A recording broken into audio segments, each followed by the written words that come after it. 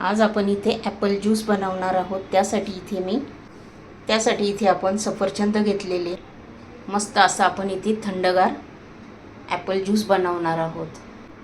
चला तर मग लगेच रेसिपीला सुरुवात करूया। इथे आपण थंडगार दूध ओतून घेणार आहोत। इथे मी अर्धा लिटर दूध घेतलेलं आहे। अर्धा चमचा साखर ॲड केलेली, त्यानंतर इथे मी खायचा कलर टाकून घेतलेला आहे। इथे आपण लगेच बर्फ टाकून घेतलेला आहे। अजून इथे बर्फ ॲड केलेला आहे।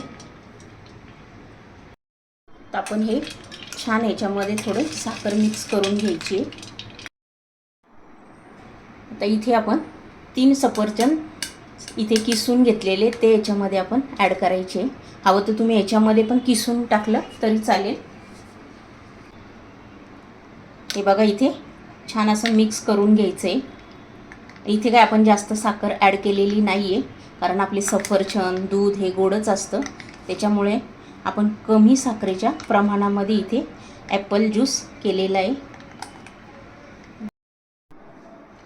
आणि इथे आपण कलर पण इथे जास्त ॲड केलेला नाही आहे। 2-3च थेंब आपण इथे पाण्यामध्ये मिक्स करून ह्याच्यामध्ये ॲड केलेला आहे।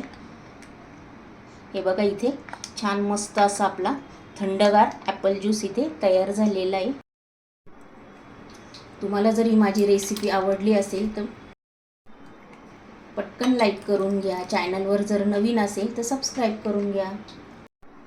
हा व्हिडिओ तुमच्या मित्रमैत्रिणींनाही शेअर करा आणि अशाच छान छान रेसिपी घेऊन आपण नेक्स्ट व्हिडिओमध्ये पुन्हा भेटूया। तोपर्यंत तुम्ही पण या उन्हाळ्यामध्ये हा ॲपल ज्यूस नक्की ट्राय करू शकता। पटकन होणारा ज्यूस आहे हा, ह्याला काही जास्त वेळ पण लागत नाही।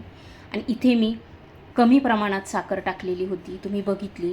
तुम्हाला जर जास्त गोड हवं असेल तर तुम्ही इथे साखर थोडी जास्त ॲड केली तरी चालेल।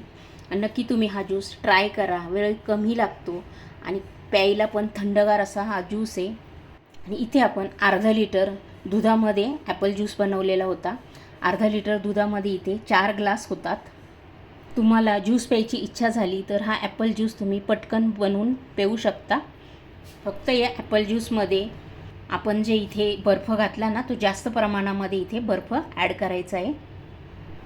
मात्र इथे बर्फ आहे ना, तो जास्त प्रमाणात घालायचा की तो जो ज्यूस बनवला ना आपण, तो अतिशय थंडगार प्यायला छान वाटतं। म्हणून इथे बर्फ शक्यतो होता होईल तेवढा जास्त प्रमाणात टाकायचा आपण ह्या ज्यूसमध्ये।